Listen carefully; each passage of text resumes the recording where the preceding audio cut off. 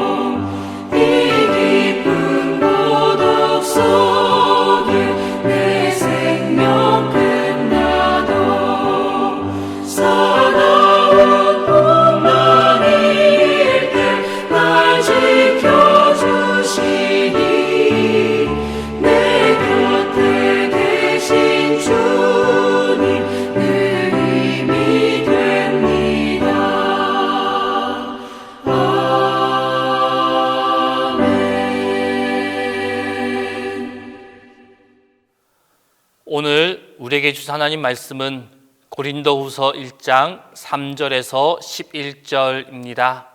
신약 성경 고린도후서 1장 3절에서 11절입니다. 다 함께 봉독하겠습니다. 찬송하리로다. 그는 우리 주 예수 그리스도의 하나님이시요 자비의 아버지시요 모든 위로의 하나님이시며 우리의 모든 환난 중에서 우리를 위로하사 우리로 하여금 하나님께 받는 위로로서 모든 환난 중에 있는 자들을 능히 위로하게 하시는 이시로다. 그리스도의 고난이 우리에게 넘친 것 같이 우리가 받는 위로도 그리스도로 말미암아 넘치는도다. 우리가 환난 당하는 것도 너희가 위로와 구원을 받게 하려는 것이요 우리가 위로를 받는 것도 너희가 위로를 받게 하려는 것이니 이 위로가 너희 속에 역사하여 우리가 받는 것 같은 고난을 너희도 견디게 하느니라. 너희를 위한 우리의 소망이 견고함은 너희가 고난에 참여하는 자가 된 것 같이 위로에도 그러할 줄을 알미라. 형제들아, 우리가 아시아에서 당한 환난을 너희가 모르기를 원하지 아니하노니 힘에 겹도록 심한 고난을 당하여 살 소망까지 끊어지고 우리는 우리 자신이 사형 선고를 받은 줄 알았으니 이는 우리로 자기를 의지하지 말고 오직 죽은 자를 다시 살리시는 하나님만 의지하게 하심이라. 그가 이같이 큰 사망에서 우리를 건지셨고 또 건지실 것이며 이후에도 건지시기를 그에게 바라노라. 너희도 우리를 위하여 간구함으로 도우라. 이는 우리가 많은 사람의 기도로 얻은 은사로 말미암아 많은 사람이 우리를 위하여 감사하게 하려 하심이라. 오늘 우리가 보았던 본문의 말씀은 사도 바울이 자신의 사도권을 변호하기에 앞서서 일종의 시작하는 말로서 끊임없는 전도 생활 중에 닥치는 환난과 역경 중에서도 강력한 능력과 무궁한 은혜로 도우시는 그 하나님에 대한 감사와 찬양, 그리고 하나님의 구원에 대하여 말씀하고 있습니다. 이러한 사도 바울의 간증의 말씀 가운데 5절 말씀을 다시 보게 되면 그리스도의 고난이 우리에게 넘친 것 같이 우리가 받는 위로도 그리스도로 말미암아 넘치는도다 라고 말씀하고 있습니다. 여기에서 그리스도의 고난이란 그리스도께서 직접 당하신 고난을 말하고 있습니다. 그러나 여기서는 그리스도와 그의 복음으로 말미암아 성도들이 세상에서 당하는 고난을 지칭하는 말로 사용되었습니다. 바울이 이렇게 성도의 고난을 그리스도의 고난으로 묘사하고 있는 것은 그리스도와 성도는 하나로 연합되어 있고 또 그로 인하여 성도는 필연적으로 그리스도의 고난에 동참할 수밖에 없기 때문입니다. 성도 여러분, 사람은 누구나 고난을 받는 것, 그 고난을 즐거워하지 않습니다. 더욱이 생명을 위협하는 고난이라면 그 고난은 피하고 싶을 것입니다. 이 고난을 통하여 따라오는 고통, 그 고통을 감당해낼 수 없기 때문입니다. 그런데 우리가 다시 읽어보았던 5절 말씀에서 그리스도의 고난이 넘치면 위로도 넘친다라고 말씀하고 있습니다. 이것은 바로 앞서서 말한 고난에 대한 인간적인 생각을 완전히 뒤바꾸고 있는 본문의 말씀입니다. 고난이 심하면 위로가 더 깊이 따라온다는 것입니다.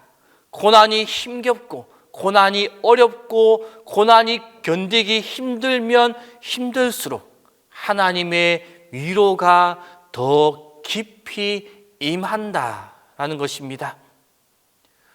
신앙이란 참으로 신비합니다. 죄가 깊으면 벌이 더 강해져야 하는데 오히려 그 가운데 은혜가 깊어집니다. 또한 고난이 심하면 고통이 심해야 하는데 그 가운데 위로가 넘친다라고 말씀하고 있습니다. 이 말씀 어떻게 보면 참으로 믿기 어려워 보입니다. 그러나 이것은 주님의 약속입니다. 주님은 고난받는 성도를 그냥 내버려 두지 않으시는 분이심을 기억해야만 합니다. 자식에 대한 어머니의 사랑 얼마나 깊습니까? 자식에게서 한 번도 눈을 떼지 않는 것, 그것이 바로 어머니의 사랑입니다. 그러나 이 사랑도 우리를 향한 하나님의 사랑, 우리를 향한 주님의 사랑과는 견줄 수가 없습니다. 그래서 이사야는 젖먹이는 어미가 자식을 잊을지언정 주님께서는 우리를 잊지 않으신다라고 고백하고 있습니다. 우리를 향한 주님의 사랑, 그 주님의 사랑이 이러하듯 너무나 깊고 넓습니다. 이러한 사랑의 주님께서 주님의 자녀가 고난 중에 있는 것을 그냥 못 본 척하고 버려 두시겠습니까? 절대로 그렇게 하지 않으십니다. 우리가 불 가운데로 지날 때에도 우리와 함께 할 것이며 강을 건널 때에도 물이 우리를 침몰치 못하도록 우리를 지켜주실 것입니다. 주님은 고난받는 성도를 지키며 그 성도를 위로하시는 분이십니다. 금신상에 절하지 않아서 고난당하였던 다니엘의 세 친구를 보십시오. 그들은 온갖 사회적 압박 속에서도 믿음을 지켰습니다. 그 믿음을 지키며 나아가다가 풀무에 들어가게 되었습니다. 그것은 죽음과 연관된 큰 고난이었습니다. 그런데 이들이 어떻게 되었습니까? 그들은 머리털 하나 상하지 않았습니다. 주님께서 그들과 함께 하셨기에 결국 그들은 더욱 큰 주님의 역사를 경험할 수 있게 되었습니다. 성도 여러분, 우리 주님의 위로가 이와 같습니다. 신앙으로 인한 고난이 넘칠수록 그 위로 또한 더욱 넘치게 되어집니다. 오늘 본문 3절로 7절 말씀을 보면 환난이나 고난이라는 단어가 6번 나옵니다. 그런데 너무나 놀랍게도 위로란 단어는 10번이나 사용되어져 있습니다. 환난, 고난, 이 말이 사용된 것보다 거의 2배나 많이 사용된 것, 그것이 바로 위로라는 단어입니다. 이는 바로 그리스도를 믿는 믿음으로 인해서 고난을 한 번 받으면 그리스도의 위로는 2배로 임함을 암시한다라고 말할 수가 있습니다. 이 산술은 재미있는 산술이지만 고난을 받으면 받을수록 위로가 넘친다는 그 신비를 이해하는데 너무나도 적당한 산술이라고 할 수가 있습니다. 그러므로 성도 여러분, 고난을 두려워하지 마십시오. 인간적인 방법으로 고난을 피하려고 노력하지 마십시오. 그 고난 속에 그보다 더 큰 위로가 있음을 믿고 나아가시기를 바랍니다. 지금의 고난을 넘어서 우리에게 다가올 주님의 큰 위로를 바라보며 담대히 나아가는 성도님들의 삶이 될 수 있기를 바랍니다. 기도하겠습니다. 이 시간 기도하실 때 힘듦 가운데 주님의 큰 위로를 경험하는 우리 모두가 되게 해달라고, 그리고 두 번째로 믿음과 용기를 가진 우리 믿음의 자녀들이 다 될 수 있게 해달라고, 그리고 세 번째로 주님을 의지하여 고난을 이기는 우리 모두가 되게 해달라고, 이 세 가지의 기도점을 가지고 이 시간 함께 기도하겠습니다. 항상 우리와 함께 하시고 우리를 인도하시고 우리를 지키시는 주님, 지금의 삶이 힘듦과 고난 가운데 있는 분들이 있습니다. 너무 힘들어서 주저앉아 버릴까 고민하는 자들이 있습니다. 빠져나올 구멍이 없어 주저앉은 자들도 있습니다. 주님, 그들의 고난을 위로하여 주옵소서. 고난을 넘어주시는 주님의 위로를 경험하게 하여 주옵소서. 지금의 힘듦이 주님의 더 큰 위로를 받는 길임을 기억하게 하시고, 이 고난을 이겨나갈 수 있는 힘과 능력을 다하여 주옵소서. 그리하여 주님의 도우심과 주님의 인도하심과 주님의 지켜주심이 나와 함께하고 있음을 경험하게 하시고, 그로 인하여 주님께 감사하는 우리 모두가 되게 하여 주옵소서. 주님, 우리 자녀들을 위하여 기도합니다. 믿음의 가정에서 태어난 것이 얼마나 복된 것인지 깨닫게 하여 주옵소서.